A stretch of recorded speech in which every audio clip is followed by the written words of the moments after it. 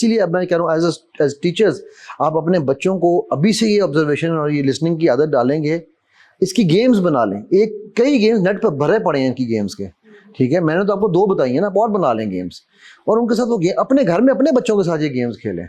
You will have no idea कि आप उनको किस लेवल ऑफ ऑब्जर्वेटरी में ले जाएंगे, ठीक है, नंबर 1। नंबर 2, आपने भी एक सवाल पूछा था, वो मैं उसका जवाब मैं ऑन कैमरा इसलिए करना चाह रहा था ये सब कुछ ताकि सब सुन लें जब आ जाएं। आपने एक वर्ड यूज़ किया उस सवाल में, वो वर्ड मेरा मिस हो गया था, but Abu Bakr I love you but when you wear red clothes, क्या मतलब है इस बात का? कंडीशनल। ये जो बट है ना, ये बड़ा ज़बरदस्त लफ्ज़ है, या ये बटों के नाम में अच्छा लगता है या ये बट होती है, और बट जो है ना ये ज़िंदगी में ऐसा कोई काम नहीं है।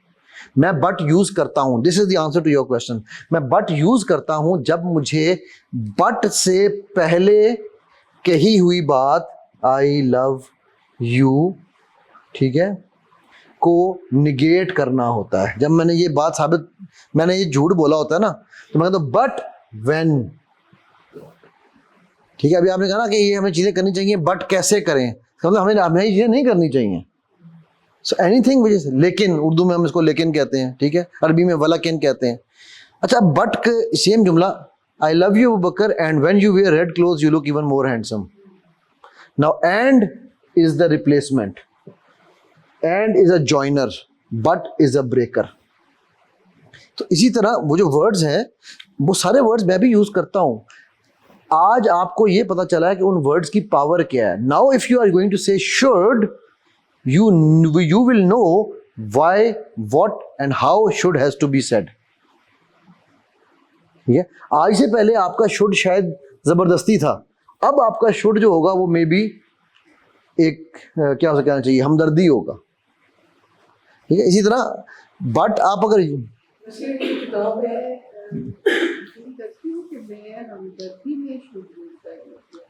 आप फील करती है ना, it's not about your feeling, it's about, remember मैंने क्या कहा था, सेंडर के अंदर जो भी है, अभी वो टेक्नोलॉजी आई नहीं कि मैं जो है ना वो आपके मन में डूब के, मैं आपके मन में डूब के पा जाऊं सुराग जिंदगी, आपको खुद ही डूबना है, राइट।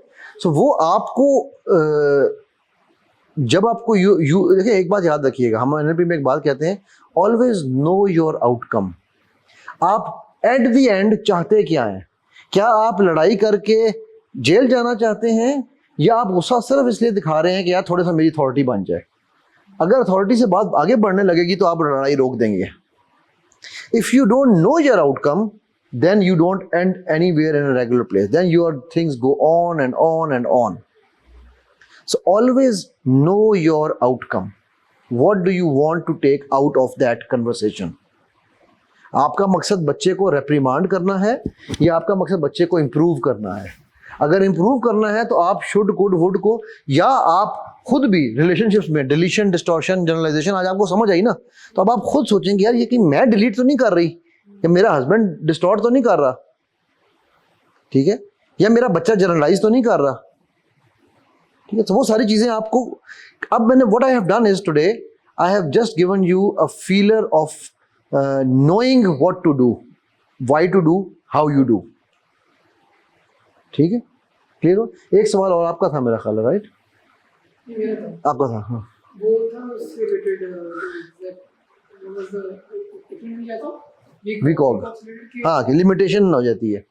ओके, देखो आप राइट हैंडेड हो, लेफ्ट हैंडेड हो? क्या आप लेफ्ट हैंड इस्तेमाल नहीं करते?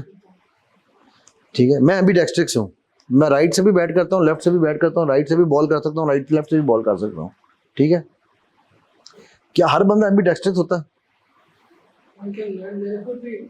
लेकिन one can learn, that's one answer to your question. Second is कि क्या हर बंदा होता है? तो क्या हर बंदे का जो हाथ डोमिनेंट नहीं है, क्या उसे काट देना चाहिए? राइट। सो ये वीकॉग भी इसी तरह, it's one dominant sense and others are, मैं I am on the VCOG list, ठीक है, मेरी 1-1-1 के रेफरेंस से टॉप 3 सेंसेस आर एट 1-1-1, मैं visual, auditive, kinesthetic almost equal पे हूँ, ठीक है। तो मेरे लिए, हालांकि मैं प्रीडोमिनेंटली विजुअल हूँ, ठीक है, बट मैं यहाँ से यूज कर रहा हूँ, बट लोगों को समझ नहीं आती क्योंकि मैं तीनों को मिक्स कर रहा होता हूँ। ठीक है, सो अब इसमें कोई गुड और बैड नहीं है, there is no right and wrong, it's about knowing. अच्छा, अब आपको ये होमवर्क है, वीकॉक कुरान में कहाँ आया है, वीकॉक हदीस में कहाँ आया है? भरा हुआ है कुरान और हदीस इससे, वीकॉक से। मैं इसलिए भी कह रहा था कि टीचर्स के लिए, अगर टीचर एक बच्चे को ऐसा कहना सिटिंग यहाँ पे ऐसे लेट्स विजुअल देखने लग बढ़िया, तो शी विल मेक श्योर कि वो सारा का सारा कुछ उसी के ऊपर फोकस करे। नहीं, दो के इट्स इंपॉर्टेंट। सही कह रहे हो। देखो उसका ये है कि अनफॉर्चुनेटली अब अगर एनएलपी पूरा करोगे तो, फॉर्चुनेटली मैं इसलिए कह रहा हूँ, अनफॉर्चुनेटली इसलिए कह रहा हूँ कि हम ये एनएलपी नहीं करा रहे हैं। ठीक है, अगर एनएलपी पूरा करोगे तो यू विल अंडरस्टैंड। इसमें फिर आगे और बहुत सारी चीजें हैं, स्ट्रेटजीज हैं।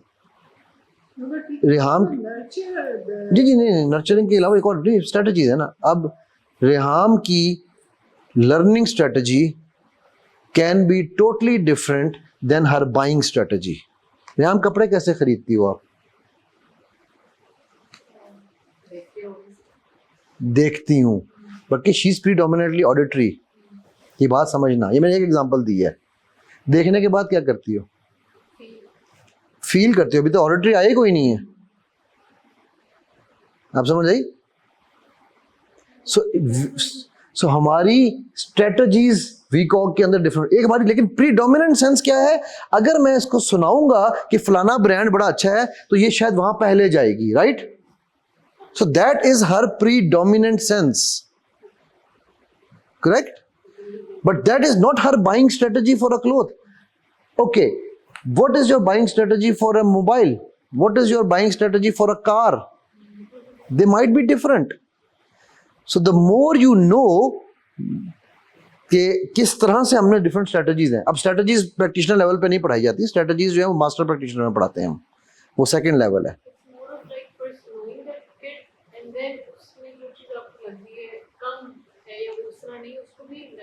नहीं, उसमें आप डिफरेंट एक्सपेरिमेंट्स कर सकते हो ना कि भाई अच्छा बेटा तुम ये चीज़, अब आपने देखा बच्चा जो है वो विजुअल है, जैसे मैंने आपसे पूछा बाइंग स्ट्रेटजी क्या है, तो आप उससे पूछ सकते हो कि अच्छा बेटा ये बॉल लेके आओ। लेकिन अगेन छोटे बच्चों में up until 7 years it's a little bit tough.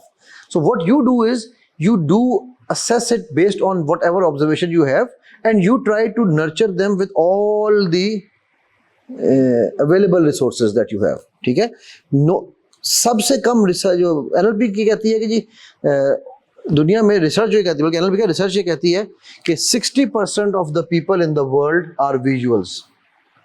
ठीक है, 20% are auditories, 10% are kinesthetics and the remaining 10% is a combination of olfactory and gustatory। तो हम इनके ऊपर ज़्यादा फोर्स, ज़्यादा जो है ना वो नहीं करते, स्ट्रेस नहीं करते। ठीक है, हम इन पे ज़्यादा स्ट्रेस करते हैं, इन तीनों पे, तो because we cover 90% of the world population. ठीक है, तो आप ये तीनों सेंसेस यूज करके बच्चों से बातचीत करते रहो, ठीक है कि डेवलप हो जाएगी। जो मैंने आपको MBIT वाला बताया ना, MBIT सिर्फ इन दो पे काम करता है। उन्होंने गट फील का वो निकाला है, गट का हार्ट कैसे काम करता है। ठीक, ये एनी अदर क्वेश्चन? नहीं, ठीक हो गया जी। फिर मैं ख्याल इसको खत्म करते हैं इसी दुआ और इसी इल्तिजा के साथ कि अल्लाह यार मैं देखो जो मेरा ऑनलाइन होता है, मैं साल में सिर्फ एक दफ़ा कोर्स कराता हूँ। मैं अपना कोई कोर्स एवरी ईयर रिपीट नहीं करता, because I don't believe in quantity. ठीक है, आई बिलीव इन क्वालिटी।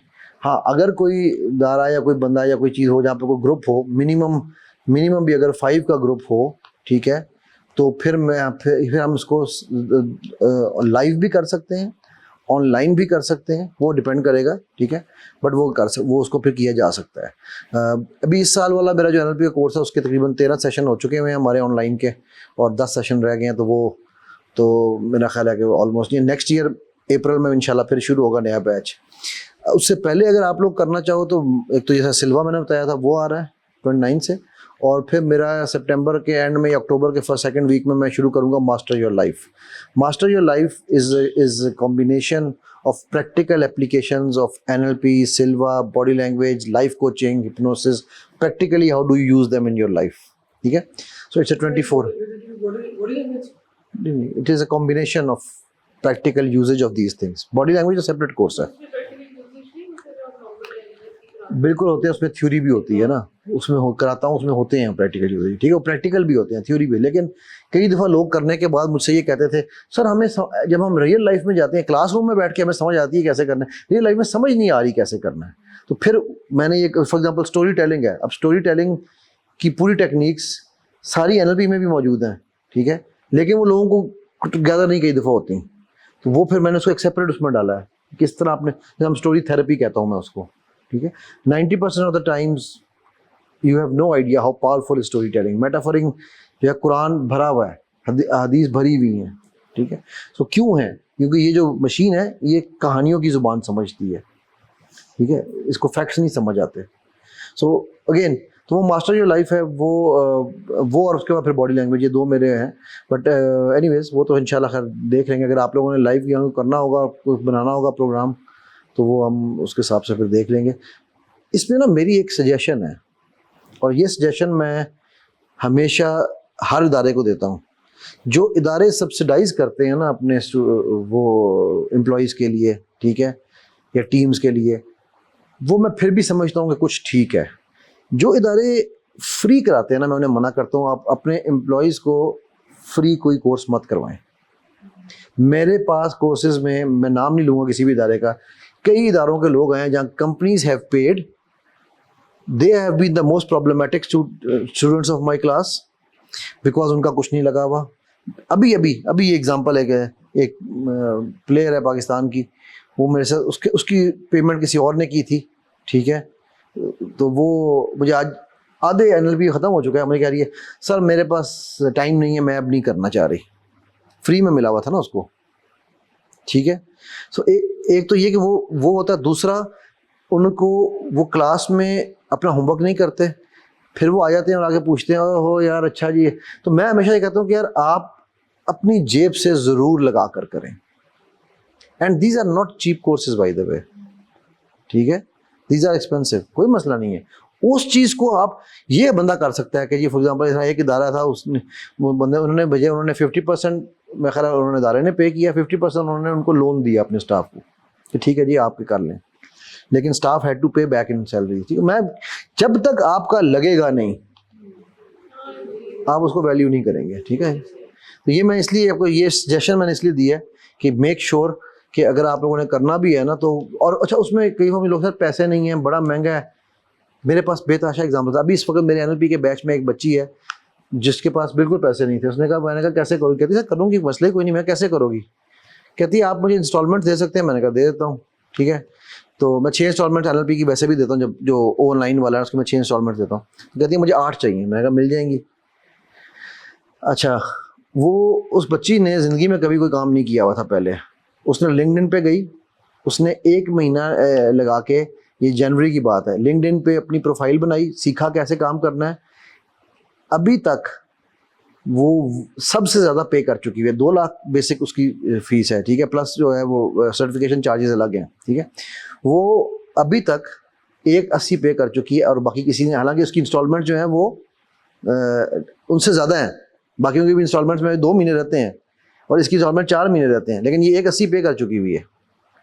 वो कहती है सर मैं तो यही करती हूँ, लिंक्डइन पे SEO किया, ठीक है, और उसने 1 रुपया किसी से नहीं लिया। इसी पैसे से उसने अपने लिए मोबाइल भी लिया, इसी पैसे से उसने ये भी किया, because she had that motivation. अभी वो सिल्वा भी करने आ रही है, उस बैच में भी है वो, ठीक है। इसी तरह एक और बेबस थी, वो जिसकी आपको याद है मैंने एग्जांपल दी थी, जो मैं खुदकुशी करने जा रही हूँ। वो कह लगी मुझे 3000 रुपया महीना मिलता है, 2 बच्चे हैं सर, मैं कैसे कर सकती हूँ? मैं कहा तुम्हें आता क्या है? कहती कुरान पढ़ाना आता है। मैं कहा तो पढ़ाओ। कहती कुरान कहते हैं 500 रुपया देते हैं, मैं जिस गाँव में रहती हूँ। मैंने कहा इंटरनेशनली पढ़ा सकती हो? कहती है हाँ, लेकिन मैं तो किसी को नहीं जानती। मैं कहा कोई तुम्हारा रिश्तेदार बाहर रहता है? हाँ, मेरे इटली में रिश्तेदार रहते हैं। मैंने कहा व्हाट्सएप ग्रुप पे उनको मैसेज करो कि मैं कुरान पढ़ाऊँगी, ठीक है। उसने उसी वक्त मैसेज किया, उन्होंने वो ठक करके कहती 3 जवाब आए हैं। उन्होंने पूछा फ़ीस सर क्या फ़ीस बताऊँ? मैंने कहा उनको बता $100 लूँगी फ़ी बच्चा, ठीक है। कहती सर उन्होंने मान गए हैं वो तो $300 सर, ये मैं आपको भिजवा रही हूँ पैसे। जहाँ where there is a will there is a way. जब लोग कहते हैं नहीं हम कर नहीं सकते, बड़ा महंगा है, टाइम नहीं है, पैसा नहीं, these are all lame excuses, all lame excuses, because you don't value yourself. याद है वो पटरी वाली एग्जांपल? अगर उस पटरी पे आपकी अपनी जिंदगी होगी तो क्या आप उसको वैल्यू नहीं करेंगे? ये इशू है, ठीक है। तो ये है, बाकी इंशाल्लाह देखते हैं। जज़ाकल्लाह खैर। इसी दुआ और इसी इल्तिजा के साथ कि अल्लाह सुब्हानहू व तआला मेरे आपके हम सब के हामी और नासिर हों। अल्लाह सुब्हानहू व तआला मुझे आपको हम सब को नबी पाक सल्लल्लाहु अलैहि वसल्लम के हाथ से हौज़ कौसर का पानी पीने और अला तरीन जन्नात में उनका हमसाया बनकर उनकी खिदमत करने का मौका अता फरमाएँ। जो महफ़िल हमने सजाई, ये इल्म की महफ़िल थी। अल्लाह सुब्हानहू व तआला इस इल्म को हमारे मीज़ान में कबूल करें, इसको हमारे लिए इल्म नाफ़े बना दें। अल्लाहुम्मा इन्नी असअलुका इल्मन नाफ़िअन व रिज़्क़न तय्यबन व अमलन मुतक़ब्बिला। और हम सब क़यामत वाले दिन जन्नतुल फ़िरदौसिल आला में एक दूसरे के हमसाए बन के वजहुल करीम देखें। अस्सलामु अलैकुम व रहमतुल्लाह।